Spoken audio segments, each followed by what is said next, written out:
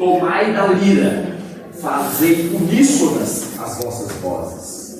É uma referência direta de alguém empenhado em divulgar a doutrina através da música, da inspiração, da poesia, utilizando obra mágica, o prefácio do Evangelho. Corações tarefeiros, na obra do bem, não há quem não possa. E aí é uma inclusão. Jesus é completamente inclusivo. Jesus chega para o ladrão que está ao lado dele na cruz, chama ele. Jesus chama o centurião que vai buscá-lo, conclama, assim como ele busca Madalena, assim como ele busca Davi na coletoria de impostos, assim como ele busca Pedro, assim como ele busca Saulo, assim como ele tem nos buscado. Ele inclui, porque ele enxerga não quem nós temos sido, mas ele enxerga quem nós podemos ser. Porque ele tem esse olhar para frente, não esse olhar para trás. Não esse olhar para trás. Então esse é o nosso treino, da gente calibrar o nosso olhar. Dias desses, uma reunião no sábado, no nosso encontro da família, o companheiro aqui, Cláudia Márcia, brincou, falou: olha, eu não consigo lembrar de todos, mas aqueles que eu lembro de todos. Então é isso. É esse olhar que nós temos que treinar de. Vamos para frente. É de sombra de dor, toda ausência de amor, não vê que a redenção do mundo está batendo na porta. Nós somos convocados. O mundo está batendo nessa porta. Quando a gente liga a televisão, o noticiário, ao invés de a gente se horrorizar, lamentar, choramingar, é o mundo batendo na porta. O que eu tenho que fazer para ser diferente disso? Eu sou Marivaldo, o gato vai daqui na frente. Corações tarefeiros de Deus, sinais, você é a resposta para todos.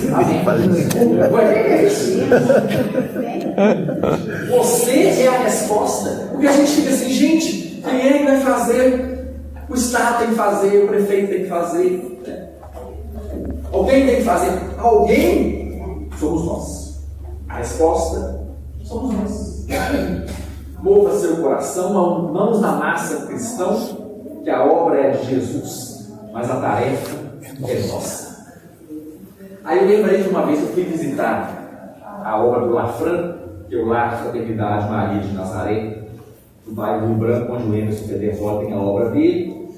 Uma casa grande, onde eles acolhem pessoas com deficiência, crianças com deficiência, a grande maioria deles, e muitos voluntários, com escala de semana de trabalho, de cuidadores, de dar banho, faz as trocas, faz as refeições, ministra medicamento, na escala. E eles passando por dificuldade, falando, inclusive financeira, eles queriam fazer uma pintura da casa, fazer uma estruturação melhor, uma reforma, estava tendo infiltração, estava tendo problemas de mofo. E aí, eles têm algum recurso que eles recebem do poder público, mas insuficiente. Alguns chegaram a dizer que precisariam reduzir o número de leitos, transferir alguns dos pacientes que estão ali internados. E aí, Emerson, inspirado por essa mesma ideia de Carlinhos, que fala que a obra de Jesus, mas a tarefa é nossa, ele fala assim, gente, os filhos que estão aqui são filhos de Deus. Se nós não dermos conta, Ele vai dar e vai encaminhar para algum lugar. Isso é muito sério. Haroldo fala assim, se o movimento espírita não der conta, essa mesma verdade vai brotar num terreiro, na igreja católica, no templo protestante, a verdade brota. Isso é muito sério. Porque a tarefa é nossa. Então, Ezequiel, ainda no Velho Testamento, fala que filho do homem, vocês vivem em meio de uma nação rebelde, aquela rebeldia que Carlinhos está falando. Essa nação rebelde que tem olhos para ver e não veem, tem ouvidos para ouvir, não ouvem, porque são uma nação rebelde. Mas, de certa forma, nós todos que estamos envolvidos numa tarefa voluntária, usando o termo que está em moda atualmente, né? Labor-terapia. É a terapia pelo trabalho. Eu me curo é pelo trabalho. Esses dias de festejo de aniversário de aula, nós ouvimos tanto que o geral é um hospital de alta, é um atendimento, é um pronto-socorro, é uma escola. Eu vou falar por mim. Mais do que isso, o IGEAL tem sido para mim um reformatório. Reformatório é aquela instituição que tende a reformar o infrator. Então sou eu, internado aqui no IGEAL, nesse reformatório, né? Me ajudando a reformar. E aí tem uma frase clássica na doutrina que fala de a filosofia informa, a ciência forma e a religião reforma. A religião tem esse caráter de reformar, de permitir que eu entenda a minha deficiência e ainda assim eu sirvo. Mesmo assim, não há quem não possa. Não há quem não possa. Porque, na verdade, nós só vamos poder através da atividade. Numa das missões de Jesus no lar, uma pessoa que começa a se envolver numa tarefa voluntária, recebe a crítica de um outro direcionado, dizendo assim: mas quem é você para falar e fazer em nome do Pai? E ele responde assim: mas é justamente em nome dele e fazendo em nome dele que eu vou me tornar uma pessoa melhor. É exatamente a tarefa que faz com que a gente melhore. Não dá para a gente esperar eu melhorar para iniciar a tarefa. É o contrário. É caminho que se faz. É interessante você colocar isso. Aí eu faço um retrospecto aqui. Eu tenho mais de 20 anos que eu estou aqui na evangelização espírita. Comecei com Dorothy, sabe? Com a Javô. E a gente vai vendo como que a gente vai mudando. Porque a nossa função é acolher as crianças, os jovens, é passar o melhor de Jesus para eles, mas como que isso reflete em nossas vidas, na nossa reforma íntima, no nosso melhorar. Então, assim, é muito bom ver esse Cristo que a gente recebe. E vale a pena. Então é isso. A tarefa é para nós. Às vezes, eu tenho um amigo, gosto muito, ele não é religioso, ele se diz um agnóstico, que é aquela pessoa que, como diz o primeiro trecho do Carlinhos, né? Está em dúvida, está na fase da indecisão. E a gente vai conversando, eu vou tentando apresentar meus argumentos, e ele fala assim: já o convidei para vir a tarefa, por exemplo, no final do ano, para montar as cestas. Ele doa, ele faz doação de dinheiro, ele acha bacana o que nós estamos fazendo, mas ele não vem. Ele fala assim: mas vocês vão lá, doam uma cesta básica por ano, e daí? Não é só a sede e a fome material, é a presença, mas é principalmente para quem vai. É para quem vai. É para quem sente que está sendo chamado, está sendo tocado, e fazer esse movimento de enxergar a vida por outro ângulo. Porque, como diz aqui Ezequiel, tem aqueles que veem, mas não veem. Ouvem, mas não ouvem. E aí Jesus diz assim: nele se cumpre a profecia de Isaías, ouvindo, não compreende, vendo, não percebe, porque o coração tem endurecido, ouviram de mau grado, fecharam seus olhos. Mas nós precisamos abrir os nossos olhos para enxergar a vida sob outro prisma.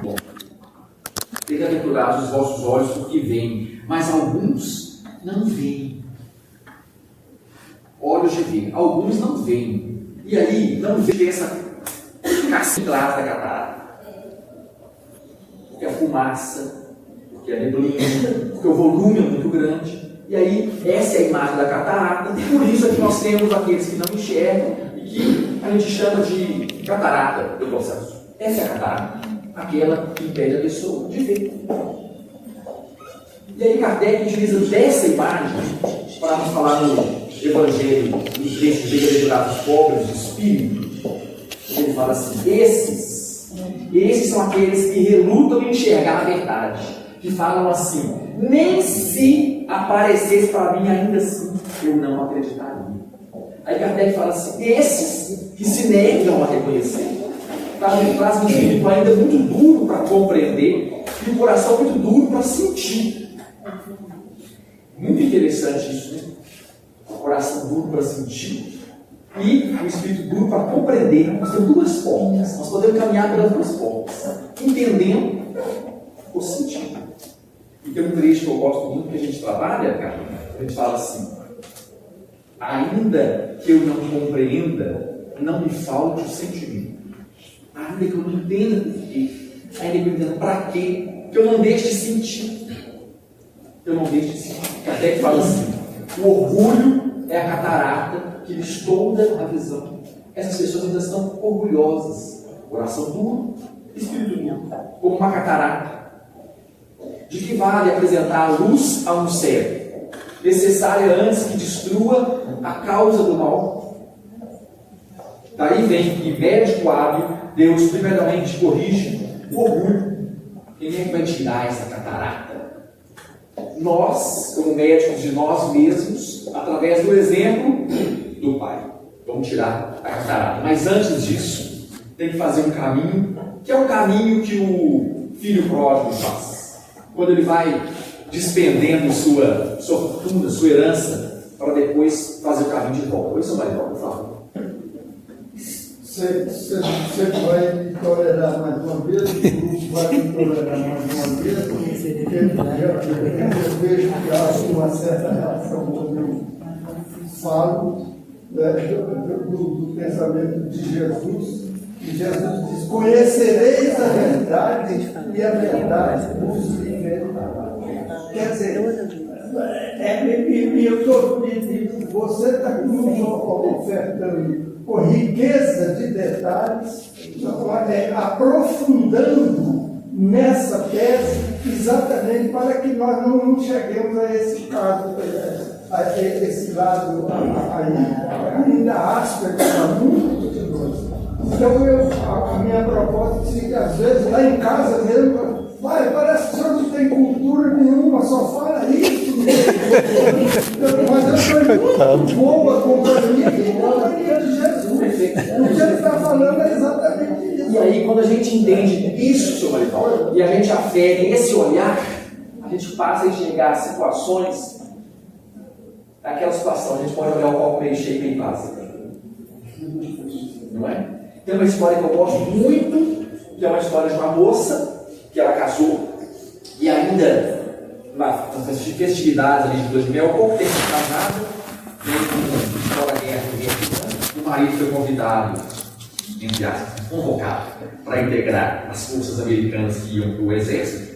E ele foi fazer um treinamento inicialmente no Novo México, e para ela não ficar sozinha, ela foi junto com ele para o Novo México.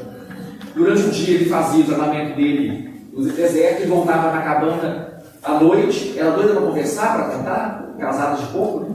E ele exaurido, não tinha condições de conversar, e aquilo foi passando o tempo, ela foi desgostando daquilo, e ela resolveu mandar uma carta para o pai dela, falando que ela estava disposta a desfazer o compromisso dela. E ele responde assim para ela: um homem estava preso em uma prisão. Do lado de fora tinha uma lua. Ele podia olhar para a lama no fundo da prisão ou para a lua pelas grades da prisão. Beijos, papai. Então é isso. Que olhar que nós podamos direcionar? Qual é o olhar que nós vamos direcionar? Bom, mas antes então da gente iniciar esse processo, nós temos que cair em nós. A gente tem que cair em si. Que é o que o filho pródigo faz. A hora que ele cai em si, é o que o Paulo de Tarso faz, é o que Joana faz, é o que Magdala faz. Cai. Mas antes disso, o indivíduo vai se saturar da matéria, até o ponto de ele falar assim: estou de saco cheio. Esse planeta aqui já não me oferece mais nada. Eu perdi o sentido. Quando a pessoa fala que está perdendo o sentido, ela está começando a ganhar o sentido. É porque ela está começando a despertar. No livro Libertação, nós vamos ter a oportunidade de trabalhar hoje no livro Libertação. Matilde, que é um espírito de altas esferas, elevada espiritualidade. Matilde, depois de muitas décadas, séculos, percebe que Gregório está em vias de experimentar um processo de transformação. Gregório que havia sido filho dela. E ela fala assim: ele está experimentando tédio. E o tédio é o momento da transformação. É a hora que a criatura esgota. A hora que ele está na lona, no fundo, no precipício, é a hora de perceber que eu preciso me levantar ir ter com meu Pai. Quando nós saturamos nesse plano, um plano horizontal, que oferece pouco, porque a visão é de quem vê e não compreende, de quem ouve e não interpreta. Quando está cheio de si, a pessoa está tão cheia de si que inicialmente ela se acha poderosa, orgulhosa, capaz de passar por cima de tudo, até a hora que existe um problema em que o seu poder, sua influência, seu dinheiro é incapaz de resolver. Esses são os verdadeiros problemas do mundo. Eu costumo falar que problema que o dinheiro resolve não é problema. O problema é aquilo que o dinheiro não resolve.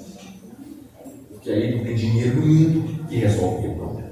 E muitas vezes nós temos que fazer esse ciclo para a gente, no fundo do poço, experimentar o tédio, igual Gregório experimenta, na hora que Martinho percebe, vai chegar o momento da transformação. Porque a partir do tédio, ele está esvaziado. E quando a gente está cheio da personagem que nós somos, nós esquecemos de Deus. Porque nós estamos cegos, naufragando no barco da vida. Nós só vamos passar a enxergar quando nós estivermos vazios e vamos buscar o preenchimento pelo homem integral que Jesus é. Quando Jesus estava andando nas ruas e aquela mulher hemorroíça que durante 12 anos esvaiu em sangue, esvaziou-se 12 anos, um círculo, 12 meses, 12 horas, 12 ciclos, um ciclo se fecha. Na hora que fecha o ciclo e que ela está vazia, ela vai atrás de Jesus. E o esvaziamento dele é tão grande, mas tão grande, que a hora que ela toca nele, ele fala assim: alguém me tocou. E os discípulos falam: é impossível saber quem te tocou, está todo mundo te tocando. E ele fala assim: eu senti que de mim saiu virtude. E ela fala: fui eu. E ele fala: sua fé te curou. Porque a vacuidade dela é tão grande que ela puxa aquela água, como o solo ressecado puxa a água da chuva. Nesse momento de esvaziamento é a hora que nós estamos prontos para sorver como uma esponja seca a água da vida. E aí nós vamos fazer a busca que todos os grandes vultos bíblicos e da história cristã têm exemplificado. A busca que vai ser capaz de planificar ao invés de planificar. E aí nós construímos a cruz daqueles que estão no mundo sem ser do mundo. Daqueles que percebem então que para além de um olhar planificado, nós temos que ter um olhar planificado.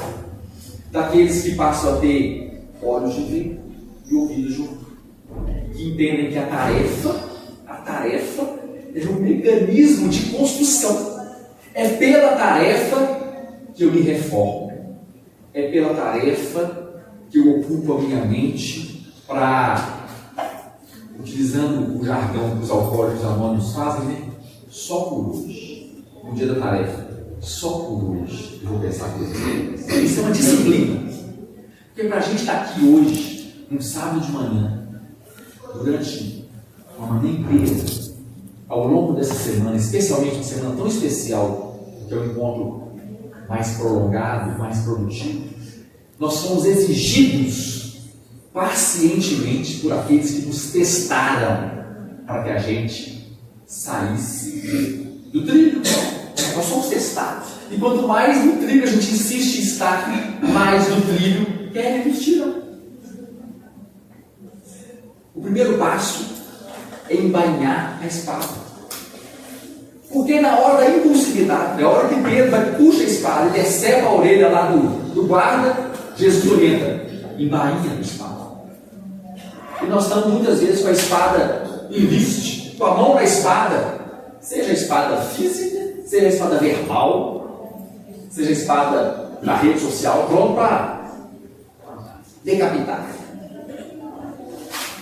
Diz embainha com a espada. Na verdade, o que Jesus nos traduz é: nós temos que nos desarmar para passar a amar.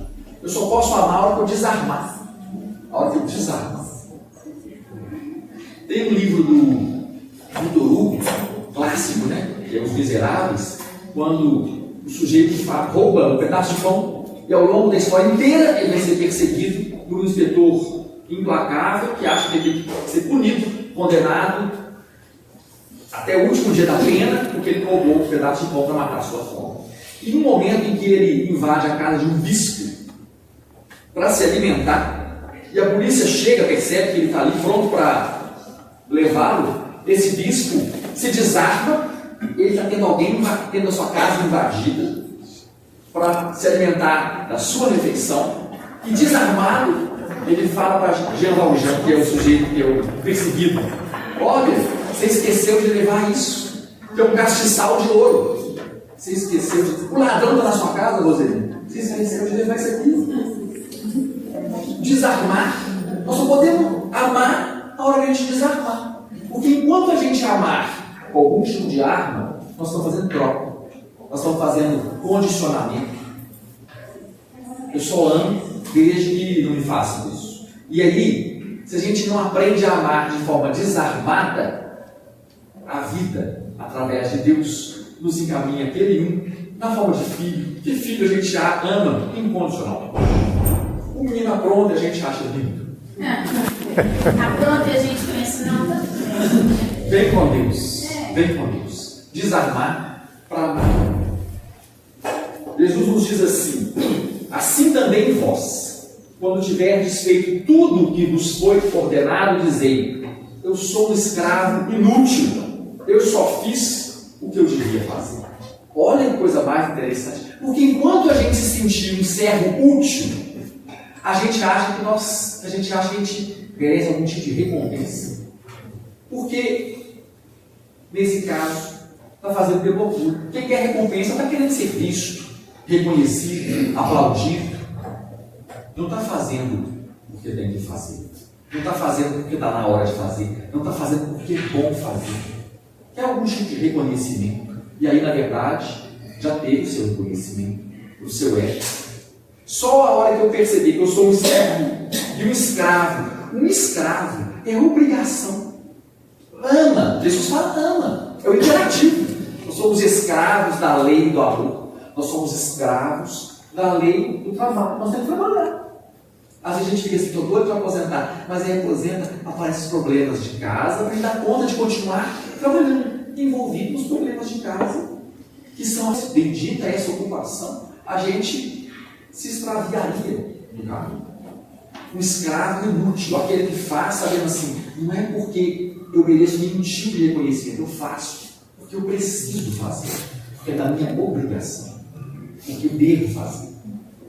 Vamos entrar então, livro Libertação, o preferido de Regina, segundo ela, na série André Luiz. A caridade e o dever. Eu faço porque eu preciso. O escravo inútil. Eu faço porque é da minha obrigação. Libertação. Nesse livro, André Luiz ele vai ser acompanhado por Gúbio. Gúbio é o orientador de André Luiz desse livro, assim como Aniceto é em alguns outros, assim como Alexandre Missionários da Luz. Aqui nós temos Gúbio. E Gúbio, em um dos momentos, ele vai apresentar para André Luiz e para Eloy, que é o outro companheiro dele, que sem os companheiros encarnados, que correspondem aos objetivos da espiritualidade na Terra, como estabelecer a espiritualidade superior na crosta da Terra? Existe um desnível entre nós e a espiritualidade superior. Eles contam conosco para que nós sejamos o escravo disposto a dar cumprimento à parte que nos cabe na obra da criação. É a pergunta do Livro dos Espíritos: qual é a finalidade da encarnação? Eu acho linda essa pergunta. Qual é a finalidade da encarnação? Nós tivemos a oportunidade de trabalhar essa questão aqui no Encontro da Família. Normalmente a gente lembra da primeira parte da resposta, que é: Deus nos impõe a encarnação como objetivo de desenvolvimento. Ok, mas tem a segunda parte da resposta. E aí, é isso que Gúbio está falando. A segunda parte é para que o homem desenvolva a parte que lhe cabe na obra da criação. Qual que é a parte que nos cabe na obra da criação? Onde nós estivermos, nós temos uma parte que nos cabe. De harmonia, de equilíbrio, de ordenamento, de tranquilização. Esse é o chamado. E nós vamos fazer esse movimento para que a espiritualidade possa atuar através de nós. Já que de ordinário são eles que nos dirigem, eu tenho que me fazer merecedor de ter a melhor influência possível para que a espiritualidade haja através de mim na construção dessa espiritualidade na crosta da terra. Ele precisa de nós.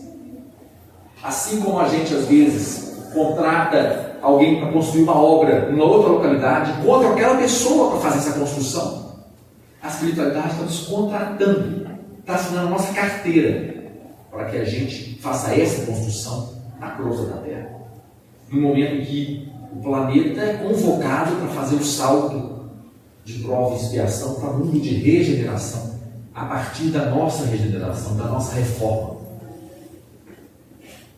Aniceto, nos Mensageiros, reafirma isso que Budo está falando em libertação.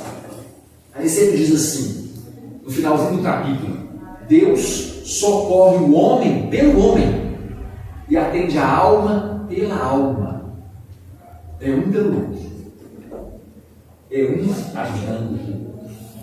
Deus socorre o homem pelo homem. Nós somos instrumentos de Deus. Nós podemos ser esse instrumento para que vejam as obras de Deus através de nós. Para que Deus seja glorificado através de nós. E aí Paulo diz assim: já não sou eu quem vive, mas o Cristo que vive em mim. Não é, ele está se dizendo que não é ele o merecedor, mas ele como instrumento que faz com que essa verdade seja transmitida através dele. Lições iniciais de Jesus no lar. Jesus diz que quando nós não fazemos a limpeza adequada do vaso que vai receber o leite que foi ordenhado, esse leite vai azedar ou vai ser sujo, contaminado, porque o recipiente estava sujo. Ele fala assim: assim também são os vossos corações. Se nós não fizermos a limpeza do nosso coração, por mais límpida que seja a mensagem, nós contaminamos a mensagem e nós azedamos essa mensagem. É o que a humanidade, entre parênteses, nós temos feito aí há 2000 anos, conhecendo a mensagem de Jesus e utilizando, desvirtuando para utilizá-la para outros fins. Quando a mensagem é límpida, cristalina, nutritiva, como o maná. Mas nós, com a sujeira de nosso coração, desvirtuamos. Então, quando nós fizermos essa limpeza, nós estaremos prontos para socorrer o homem pelo homem, não por mim, mas por ele. Se vale de mim na obra que me cabe, no ato da criação. Floresça onde for plantado, onde nós estivermos, é ali que nós deveríamos estar. Já pensou, gente? Quando o problema chega, seja no trabalho, seja em casa, o problema chega, nós estamos sendo convocados para agir em cima daquele problema. Às vezes a gente fala assim: meu Deus do céu, quanto mais eu rezo, mais inspiração de nós. Mas quanto mais reza, mais preparado está para receber a sua oração. Ela sabe para quem aparece. E aí Kardec nos ensina assim: fora da caridade não há salvação. Esse é o lema do movimento espírita, esse é o lema da doutrina espírita. É isso que vai fazer com que a gente se iguale, se irmane, se aproxime e a gente seja reconhecido. Aquele livro Viagem Espírita de 1862, em que Kardec vai falar da sua peregrinação pelas cidades da França e pela Suíça, conhecendo aquele movimento espírita que começava, ele fala que ele foi abordado por um companheiro querendo saber se haveria alguma senha para identificar quem era espírita. Voltando, é aquela sujeira do coração que contamina o leite. Porque nós temos essa questão humana, egoística, orgulhosa, de fazer coisas exclusivistas. Então a gente faz um rubinho, a gente cria às vezes um ornamento, cria um ritual, cria um rito. E nada disso Jesus fez. Nada disso foi ensinado, porque nada disso é necessário. Pode ser até que alguns se tornem melhores se fizerem isso. Vai estruturar o indivíduo? Não é necessário. Isso não é necessário. Mas alguns, às vezes, utilizam-se disso. Por exemplo, como algum movimento maçom. Eu não sou maçom, eu sou espírita. Não é uma religião, mas é uma filosofia que procura Deus de outra forma. Dizem que os maçons têm muitos símbolos, muitos sinais. Que chega num ambiente como esse aqui, ele faz um sinal e quem for maçom vai entender que ele fez a mão não sei de que jeito, cumprimentou o sujeito de não sei de que jeito. E aí, quando alguém procura Kardec perguntando, vai ter uma forma da gente se comunicar, da gente ser interpretado, da gente ser reconhecido? E Kardec fala assim: não. Se tivesse isso, seria exclusivo. E o movimento ele é inclusivo, ele é aberto. A senha vai ser sempre a caridade. A senha é a caridade. Um companheiro meu falou que ele estava saindo da porta da padaria, domingo de manhã, que ele tem por hábito, ele compra o pão dele e compra mais um pão à parte. Ele fala assim: no caminho vou encontrar alguém, vou distribuir o pão. Nesse dia ele comprou então o pão dele, mais uma parte, e viu uma senhora que não pediu, ela estava catando a latinha, segundo ele, pertinho lá do meio-fio, ela não pediu, e ele aproximou dela e falou: olha, eu comprei mais pão do que eu preciso, eu queria saber se a senhora vai aceitar. E ela virou para ele e falou assim: você é espírita? Por quê? Porque dizem que espírito é assim, faz o bem sem olhar. Olha que coisa mais interessante. Coisa mais interessante. Essa é a senha. Ela pode não ser espírita, mas ela sabe a senha. A senha é a caridade. A senha é a caridade. Uma vez, eu morava num outro apartamento, e num domingo à tarde, eu tinha trabalhado muito de manhã, eu estava muito cansado, fui dormir naquele sono de sábado à tarde. Poucas vezes a gente tem oportunidade de dormir. E o interfone tocou lá em casa, e me tirou do sono, rapaz. Eu fui atender o interfone, certamente não fui elogiando, não fui fazendo pressa. E aí, na hora que eu atendi o interfone, pronto. Campanha de que você quer dar? Eu fiquei com vergonha. Vergonha de ter sido acordado, você podia estar trabalhando. Vergonha de ter ficado chateado, ter sido acordado, quando eu tinha que ficar ruim com ela. Essa é a senha. Tocou a campanha do quilo. Essa é a senha. Essa é a senha que vai fazer com que a gente se reconheça. É a senha da caridade.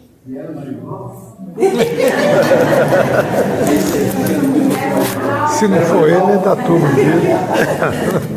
Aí, o Rubio vai falar para André Luiz que nós vamos ter alguns desafios na construção dessa nossa tarefa. O primeiro desafio é a gente vencer esse homem velho, porque nós temos memória.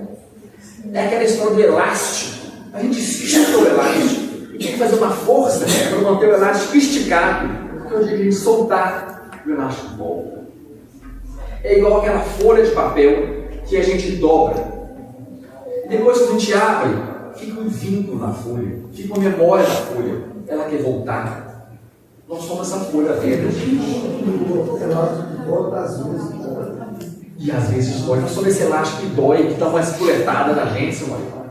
E nós temos que ficar atento, orando e vigiando para não cair em tentação, para não deixar o elástico soltar, para não deixar a folha dobrar. Porque nós somos esse caderno que Deus permitiu que fosse apagado para a gente escrever por cima. Mas se a gente não tomar cuidado, a gente reescreve as mesmas bobagens que a gente tinha escrito anteriormente. Então essa é a primeira dificuldade, vencer nós mesmos, o homem velho. Mas tem outras dificuldades. E aí o Google vai trazer para nós, que é muito interessante isso aqui. No momento que o Google vai trazer isso para nós, é o momento da leitura do livro, em que André Luiz, Gúbio e Eloy estão intercedendo por Margarida. Margarida havia sido filha de Gúbio numa encarnação anterior, e Gúbio vai participar durante muitos anos num processo de estruturação, de resgate de Margarida, que está sendo altamente obsidiada o Gregório e a equipe de Gregório. E eles têm dificuldade de entrar até que eles conseguem, por muita intuição, permitir que Margarida participasse de uma reunião espírita de desobsessão na casa de um núcleo familiar que era bem estruturado. E naquela reunião ali, um dos companheiros responsáveis pela obsessão de Margarida se manifesta e começa o processo de doutrinação que vai terminar, por fim, na libertação de Margarida. A médium que dá passividade para esse companheiro se chama Isaura. E Isaura se presta belamente a essa tarefa, sendo a intérprete de Saldanha e permitindo que Saldanha seja doutrinado, para que Margarida seja libertada. E aí termina esse capítulo, a gente entendendo então que Isaura, médium, está tranquilo, participando de uma reunião espírita na casa, participando de uma reunião de desobsessão, mas nessa mesma noite, na mesma noite que Isaura faz esse movimento de doação de si mesma, de mediunidade, é doação de si mesma, de tempo, de energia, de preparação, de equilíbrio, porque no dia da reunião é um dia especial, de privação, de resistência, de equilíbrio, de harmonia, de tranquilidade, de não vou responder, passar por cima das provocações, muita disciplina, é doação. Mas naquela mesma noite, apesar de ter participado do processo de desobsessão, a hora que ela desdobra, ela escreve assim: pelos negros filhos do ciúme, ela é atraída para fora de casa, porque ela tinha uma ideia fixa de que o marido era infiel. E ali ela vai se consorciar com indivíduos, com espíritos interessados em impedir que o movimento espírita embrionário na casa de Isaura prospere.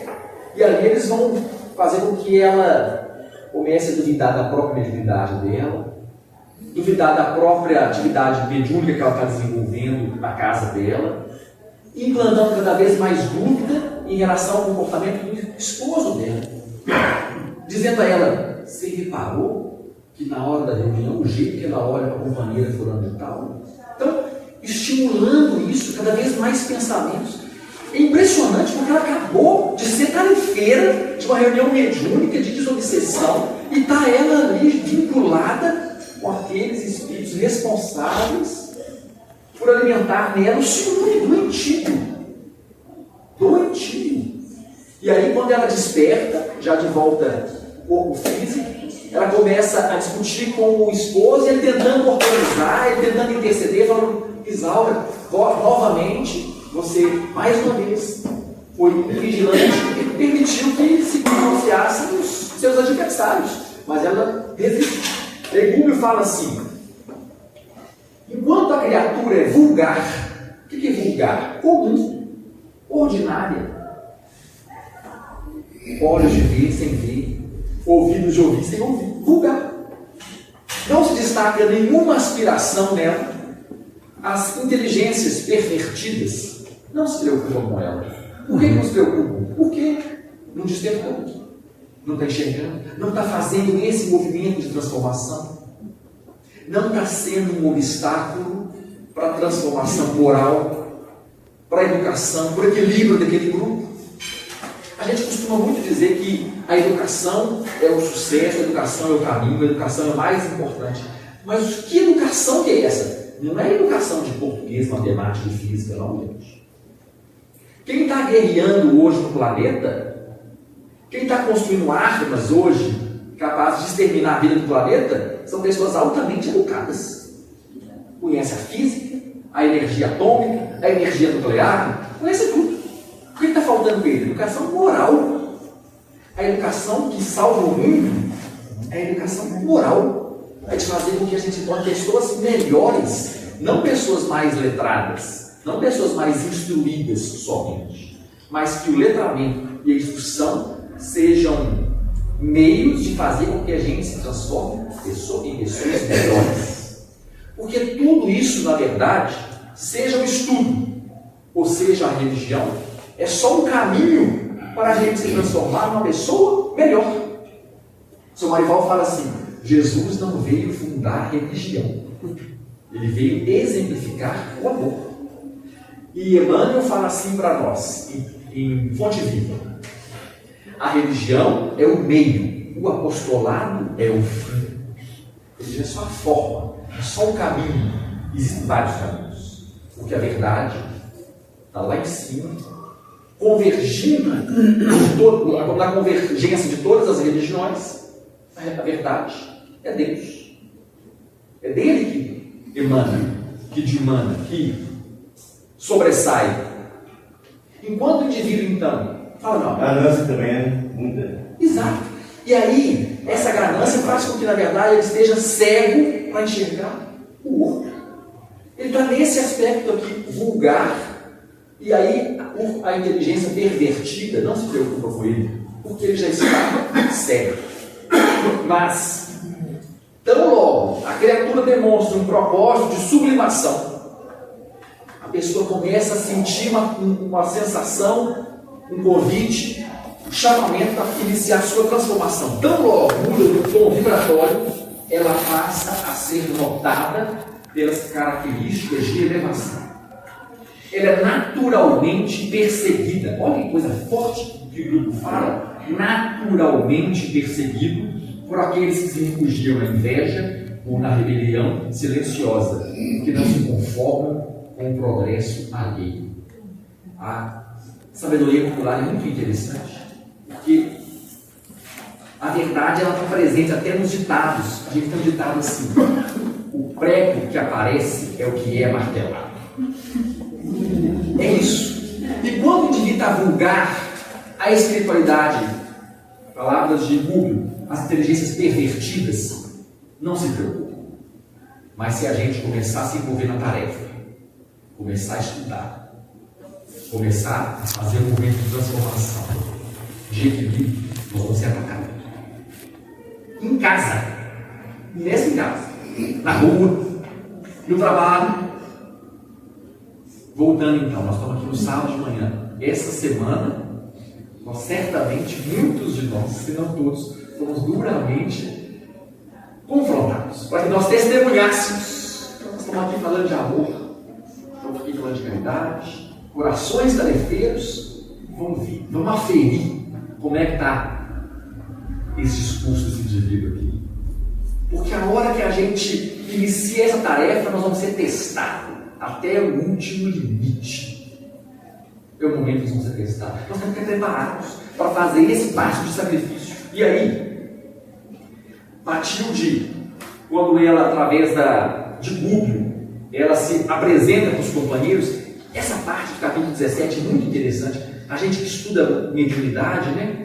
Matilde é de uma esfera tão diferenciada, tão mais sublimada, que é impossível Matilde, como espírito, surgir para aqueles demais espíritos ali, como Saldanha, que é o obsessor, como Margarida, que é a obsidiada, Hugo, André Luiz, Eloy, que são os tarefeiros ali, se não for pelo intermédio de Gúbio. Gúbio doa de si energia perispiritual para que Margarida se materialize. Nós pensamos em materialização no plano físico, Matilde. Nós pensamos em materialização no plano físico, em que os médios doam seu ectoplasma para ser moldado no perispírito do desencarnado. Pois Gúbio, todo mundo desencarnado, Gúbio doa de si para que Matilde se materialize.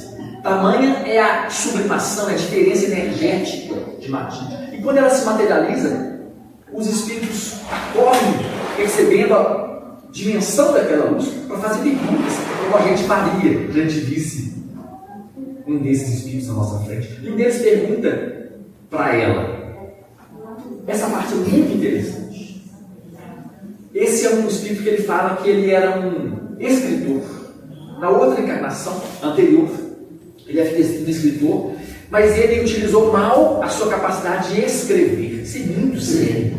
Porque ele fala que ele foi utilizado, depois desencarnado, ele percebe, por entidades que se utilizavam do seu dom de escrita para disseminar ideias e palavras de desordem, de desarmonia, de depressão, de desequilíbrio, e que agora, como desencarnado, ele é perseguido por essas mesmas entidades e perseguido pelas imagens e pelos personagens que ele mesmo imaginou, como se ele tivesse um quadro de alucinação, uma psicose, perseguido pelos personagens desequilibrados que ele mesmo desenhou, imaginou.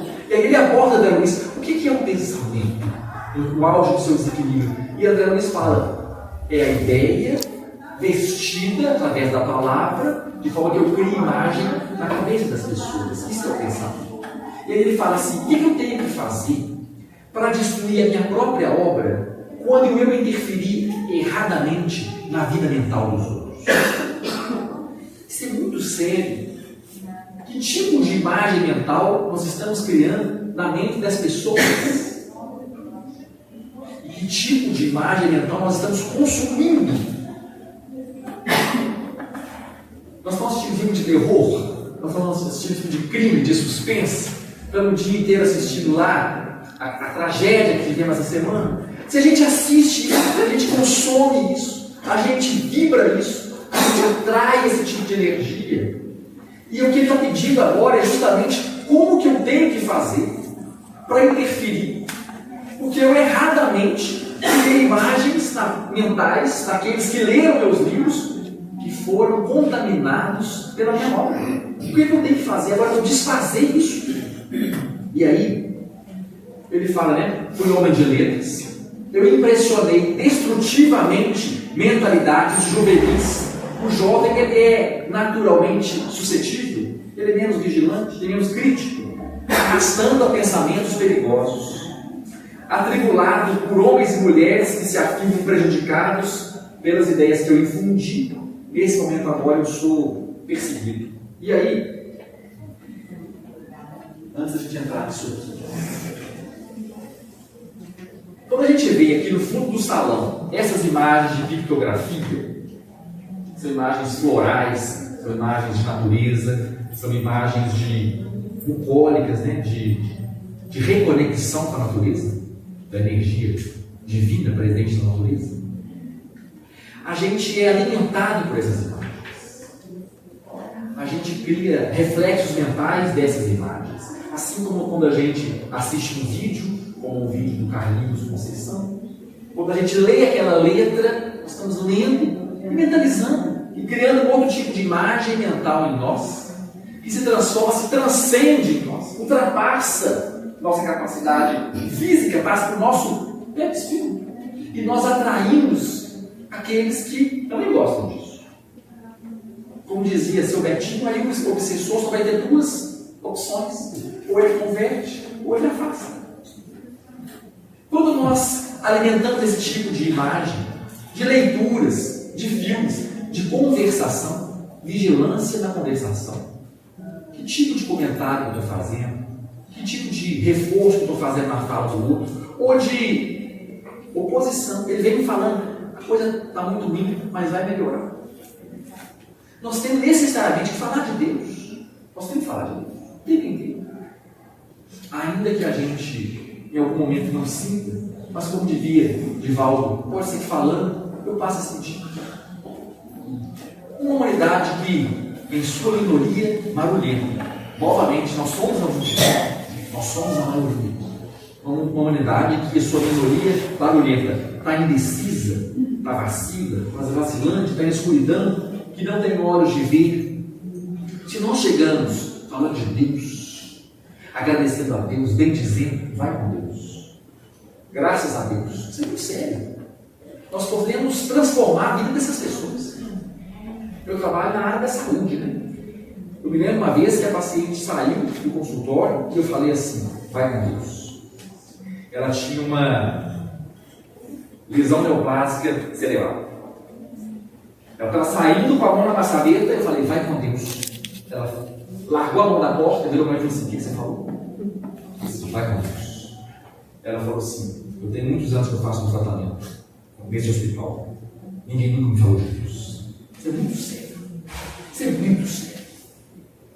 Nós somos esse para viver, para falar de Deus. E no aniversário, mais do que mandar um coraçãozinho, Deus te abençoe. Deus te abençoe. No grupo, no WhatsApp, quem gosta do Instagram, quem gosta do Facebook, vamos falar de Deus. Vamos falar de Deus.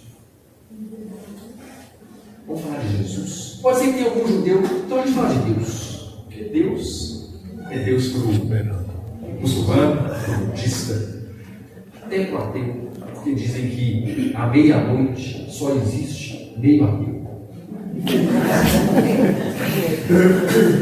Então, quando a gente pega essas imagens florais, eu me lembro de um caso que Cida nos contou, que no começo dessa tarefa de pictografia, um dos espíritos disse: eu sou responsável pelas imagens que eu criei na mente daqueles que comigo conviveram na minha encarnação anterior. Eu me arrependo das imagens que eu criei e por isso agora eu desenho flores. Eu estou aqui na minha reabilitação, no meu reformatório, me utilizando de flores para criar outras imagens mentais, para reescrever a minha própria história. Quando a gente vê essas imagens florais, a gente pode se lembrar, na coletânea de mensagens psicografadas por Naná, em 95, tinha essa poesia assinada por um espírito que assina por Lucila, em 95, que ela fala que ela vai trazer rosas colhidas no além, rosas de todos os matizes, para amenizar a dor de alguém na caminhada dos infelizes. Essas mesmas rosas que agora estão pintadas, Lucila, anos atrás, estava dizendo que estava colhendo rosas desse nosso jardim espiritual para ofertar aos nossos infelizes. E aí, quando essa poesia chega até seu Marival vai utilizar da poesia de Lucila para, em sua capacidade de síntese, escrever para nós, em forma de música, cantando para nós as rosas trazidas do infinito.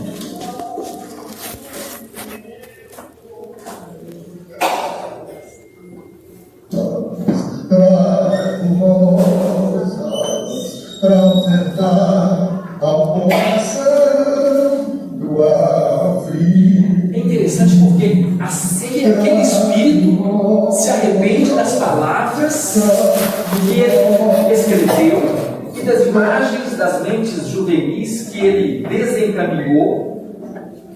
E aqui nós estamos vendo a mesma técnica, que é a literatura, elevando, construindo, florescendo, trazendo rosas do infinito, colhidas no além, como o Lucila nos falou, e desenhadas agora num processo de recuperação do espírito que se diz arrependido das imagens que ele criou, e que nós podemos reconhecer, porque toda vez que eu vejo, eu lembro dessa história.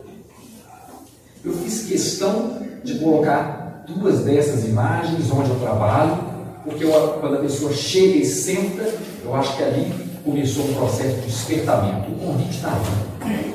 Teve uma pessoa que uma vez falou assim, vendo aquelas imagens, falou: o que é isso? O que está pintado? Eu falei assim: o que você entendeu? Eu não entendi não, mas eu gostei. Então tá bom. É isso. Na minha Então, casa tem na cabeceira da minha cama. Então, que tipo de imagem nós estamos criando? Que tipo de palavras nós estamos utilizando? Isso é uma tarefa nossa. Nós, como apóstolos, vou estar novamente retornando Emmanuel, né? A religião é o meio, o apostolado é o fim. Apóstolo é aquele que leva a mensagem. Nós, como apóstolos, mas eu sou um apóstolo tão bichuruca ainda, tão ruim, é através da mensagem que nós vamos nos estruturar. É caminhando que se faz o caminho. Vamos nos apropriar dessas palavras, dessas imagens, porque é através disso que a gente se estrutura. Olha, tem que horas hoje? 10 e 20, né? 10 e 20, né? Tem mais 2 minutos. Tem mais 5 minutos. Até as 10? Nossa, não vai dar tempo, mas é ótimo. Matilde, então, vai falar para nós que nós somos um ímã de elevada potência. O que é o ímã? O ímã atrai tudo que é metal. Nós somos um ímã, um centro de força. Um centro, isso é errado, não é centro. É um centro de vida inteligente que atrai as forças que se harmonizam com as nossas e atrai, delas constitui o nosso domicílio espiritual. Porque uma nuvem de testemunhas nos acompanha. Uma nuvem de testemunhas. Nós somos um imã que emana essa energia e que atrai aqueles que se afinizam conosco. Aí ela fala assim: a criatura, seja encarnada ou desencarnada, onde estiver, respira entre os raios da vida superior ou inferior, que emite ao redor dos próprios passos, como uma aranha que se confunde nos fios que produz, ou como uma andorinha que corta o céu com as próprias asas. Dois extremos, né? Um inseto mortal, uma ave que inspira a espiritualidade, a libertação, o voo alto. Nós podemos estar presos nas teias que nós mesmos criamos, podemos voar nas asas da espiritualidade. Nós, através do nosso comportamento, do nosso pensamento, da nossa tarefa, a tarefa é o treino, é a disciplina. Nós somos ainda uma nação rebelde. E a disciplina é que vai fazer com que a gente se estruture a tarefa no horário, no dia, na regularidade, na aderência, na frequência, faça com que a gente tenha essa disciplina, se tornar e fazer esse movimento de novos pensamentos. E aí, André Luiz, nos domínios da mediunidade, diz que cada alma se envolve em um círculo de forças que transpiram de si e formam o hálito mental. Eu acho isso maravilhoso. O hálito mental. Já pensaram? Você chega num ambiente e fala assim: o ambiente está pesado. Muitas vezes ninguém falou nada, mas a gente sentiu o peso do hálito mental. E aí, Martins Peralta fala que os nossos pensamentos formam o hálito mental, que corresponde às energias da força da natureza que emitimos ou que assimilamos. Um hálito que pode ser agradável, benéfico ou desagradável e nocivo. O hálito mental. Dizem que a irmã Sheila, quando chega, deixa um odor de rosas. Dizem que o Chico emanava o cheiro de rosas. Essa história para mim é tão impressionante, e Leste não vai lembrar, mas eu lembro, que um dia, numa reunião de domingo, eu me aproximei dela da mesa aqui, e eu senti um cheiro de flores. Eu falei assim: gente, irmã Sheila deve estar assim. Eu falei assim: gente, um cheiro de flores, né, gente? E ela falou assim: eu passei dele.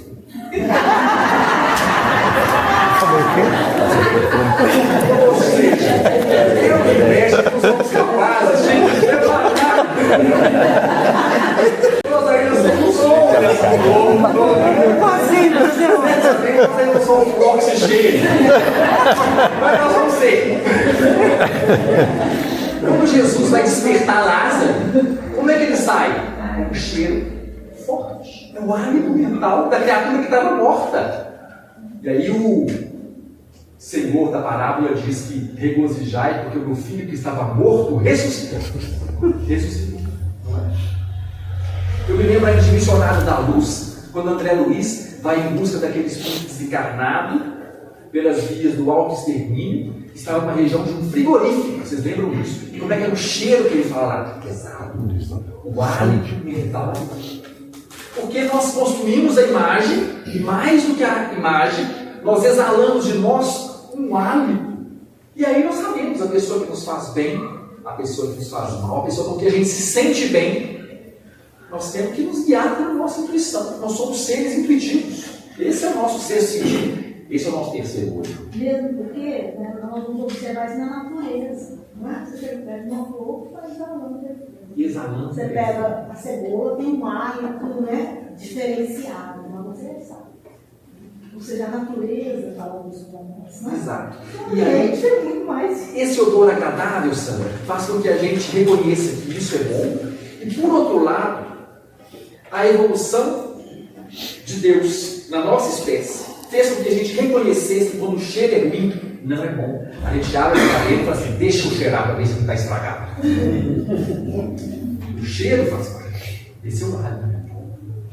Quando a gente cria essa imagem, a gente atrai esse tipo de espírito. E isso faz com que a gente se credencie a ser assistido pelos bons anjos da guarda. Por aqueles que vão nos ajudar. Inclusive, deixar a nossa casa harmoniosa, né? Perfeita, agradável, conforto, agradável. Capítulo 25 do Evangelho. Primeira vez que eu li isso aqui, Kardec fala, essa é uma parte que Kardec vai apresentar o pedido obtereis, e antes das instruções dos Espíritos, Kardec faz o alinhavo ali das recomendações. Então ele fala assim, do ponto de vista moral, as palavras de Jesus, pedi e obtereis, significam, pedi a luz e vos trarei o caminho, e ela vos dará, pedi forças para resistir ao mal, e as tereis, pedi a assistência dos bons Espíritos, e eles virão como anjo de Tobias, os guiaram.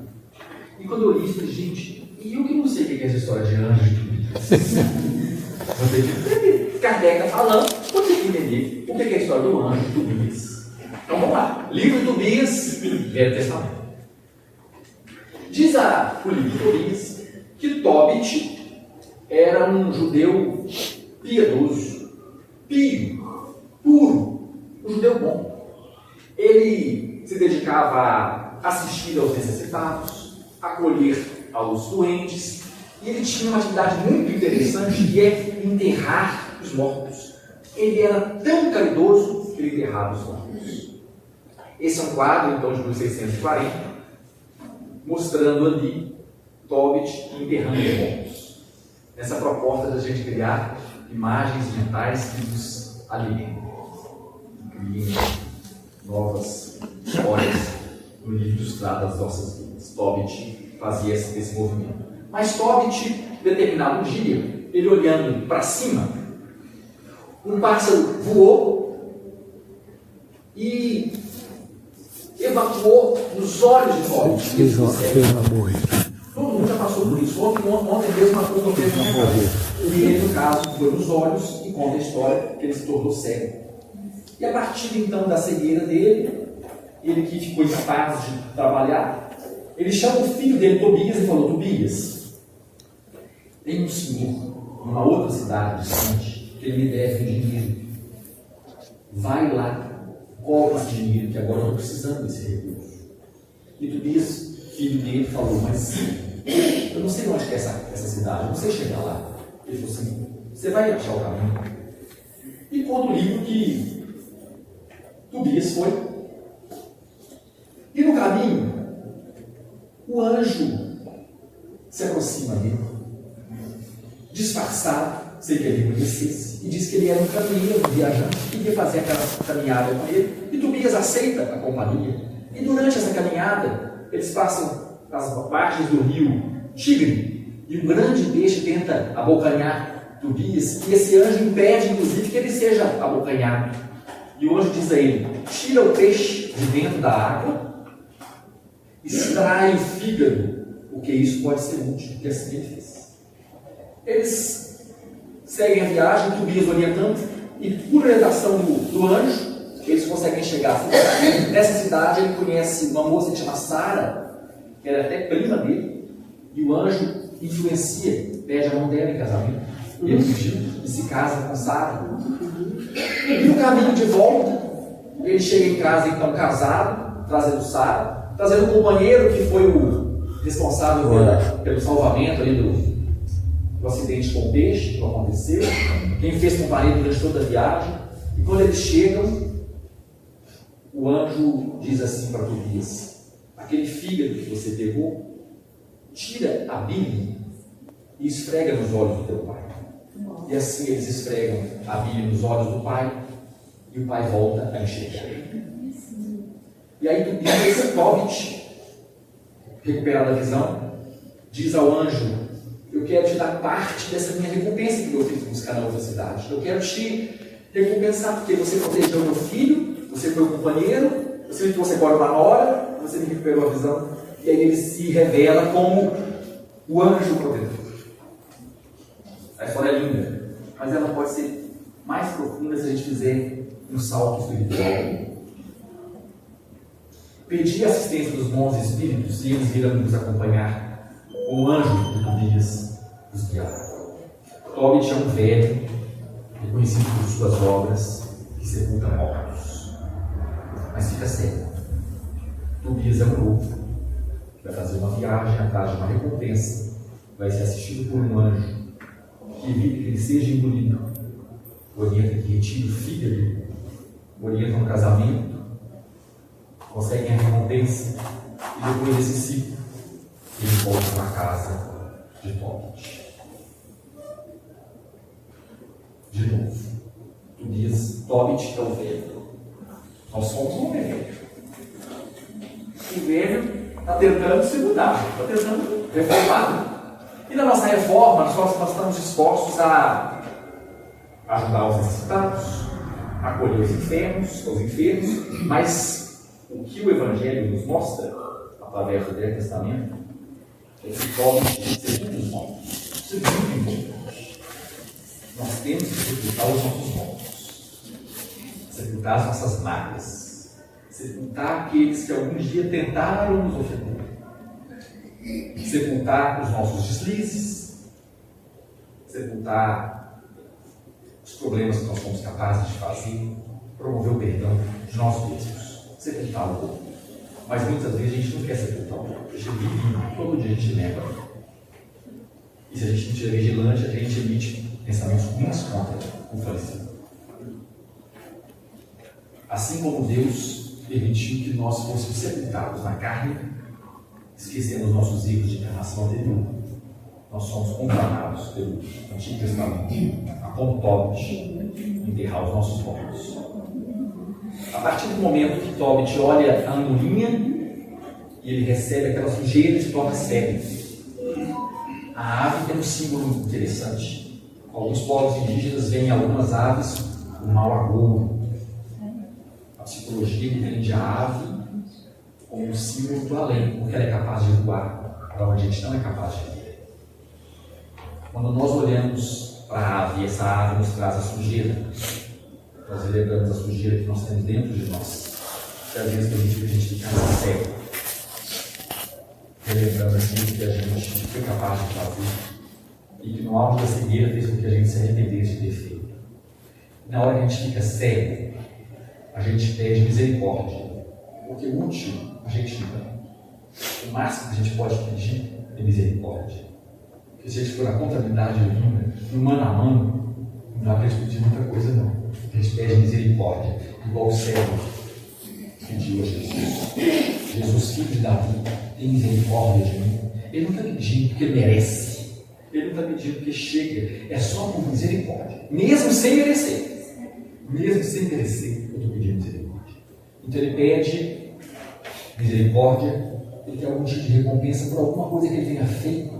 Porque o amor cobre a multidão de pecados. Então é hora que esse homem novo vai fazer uma viagem. A viagem é sempre a viagem dentro de nós mesmos. Uma viagem através de uma encarnação. Nós somos viajores de um corpo que pertence à natureza. Eu acho muito infantil, materialista, a fala hoje em dia é muito comum assim: meu corpo, minhas regras. Hoje, se o corpo pertencesse a nós, ninguém tinha doença, não. Então a gente fala assim: o corpo, minhas regras, então eu não vou adoecer. É uma coisa mais infantil. O corpo pertence à natureza. O corpo pertence a Deus. O que é meu é só a consciência. É só o espírito que são só as ações que eu opto por praticar. O resto, a matéria, a posse, é só da natureza. Ainda que às vezes a gente se esqueça disso.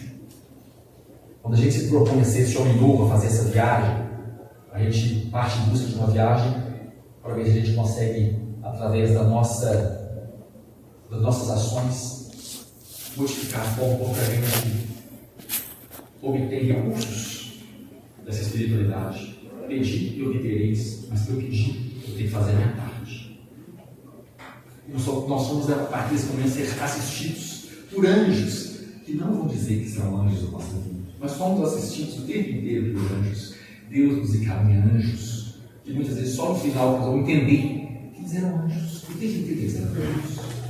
Pode ser um pai, pode ser uma mãe, pode ser um padrasto, Pode ser uma madrasta, uma filho.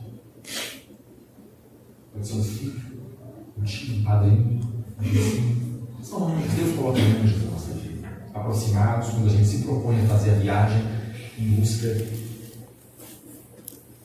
da cura da cegueira. E esse anjo vai evitar que a gente seja engolido por um peixe da boca grande. A porta é larga. Você tem uma porta larga, tem uma porta estreita. A boca grande é a boca do mundo, que faz o apelo pelo Instagram, na televisão. É a boca grande, doido para abocanhar a gente. Se a gente não ficar atento, a gente é abocanhado. A gente se perde ali. E aí, às vezes, é esse anjo que vai pedir que a gente seja abocanhado por essa boca grande. E aí ele fala assim: pesca o peixe. É uma pesca. É o que eu estou pescando. É o que eu posso retirar disso aqui de bom. E quando eu pesco, eu tenho que tirar o fígado. O fígado é a grande víscera, a maior que tem no abdômen. E quando a gente fica com raiva, a gente fala assim: não, agir no fígado. Quando a gente fica cego, a gente fala assim: o fígado, a bile derramou no sangue, eu fiquei cego. Tem que tirar o fígado. Não pode agir no instinto, no impulso.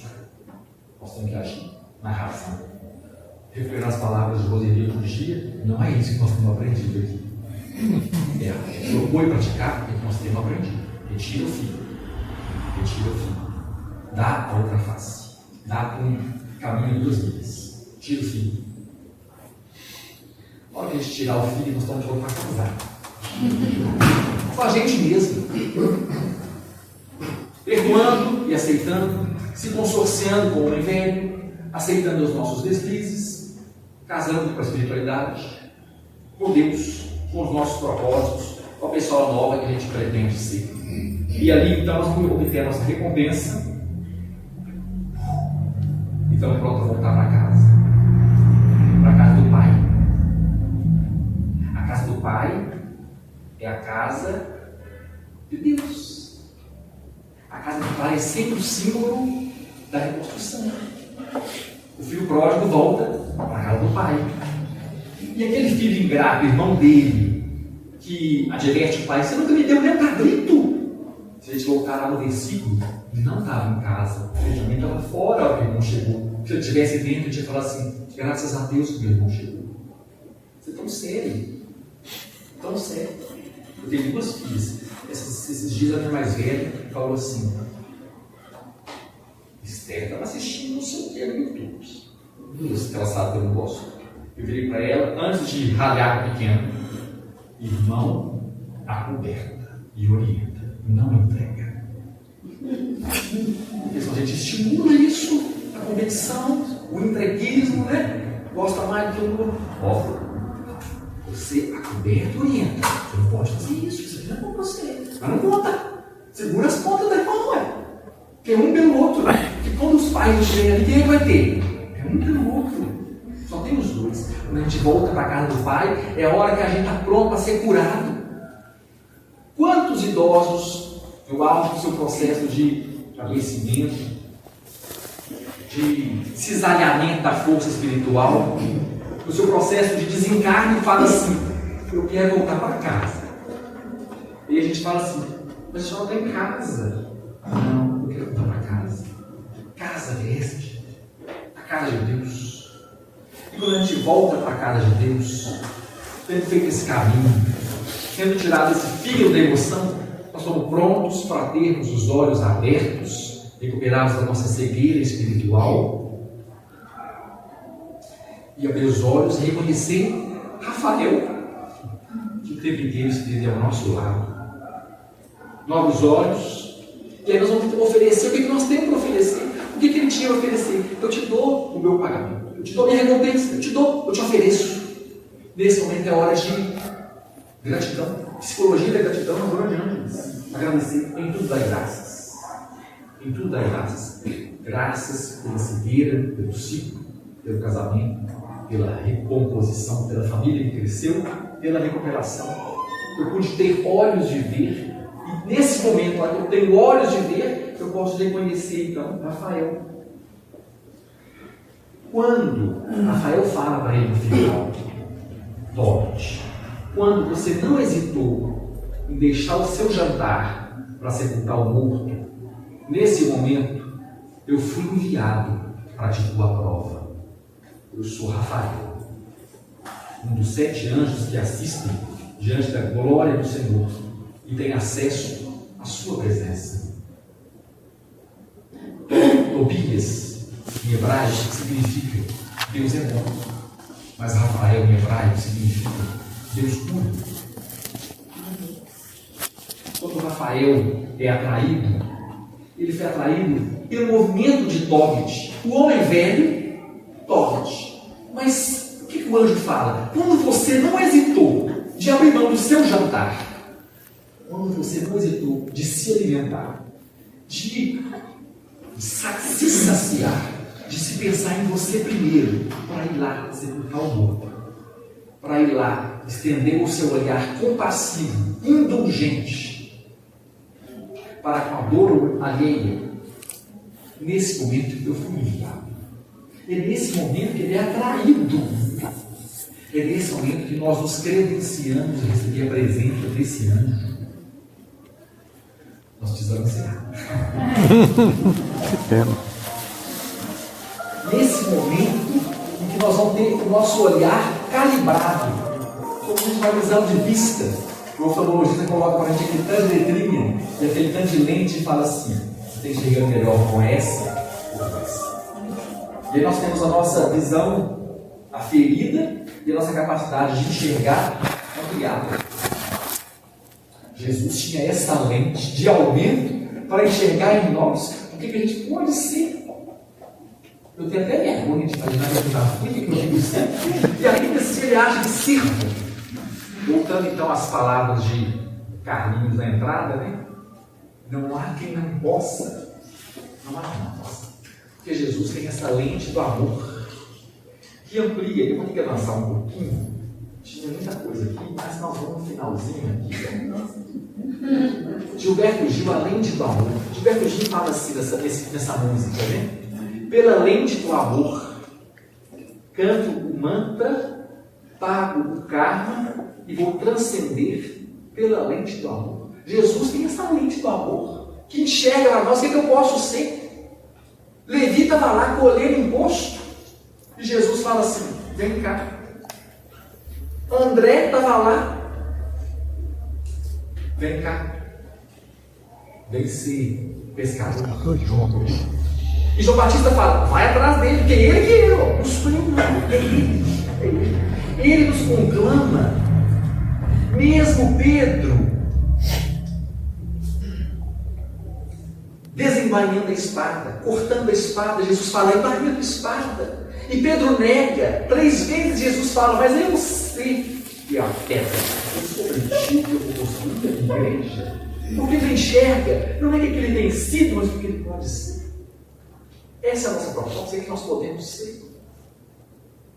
Saulo vai atrás de Ananias em Damasco, sabe lá Deus para fazer o quê? E Jesus, na hora que se apresenta para ele, fala: você é meu vaso escolhido.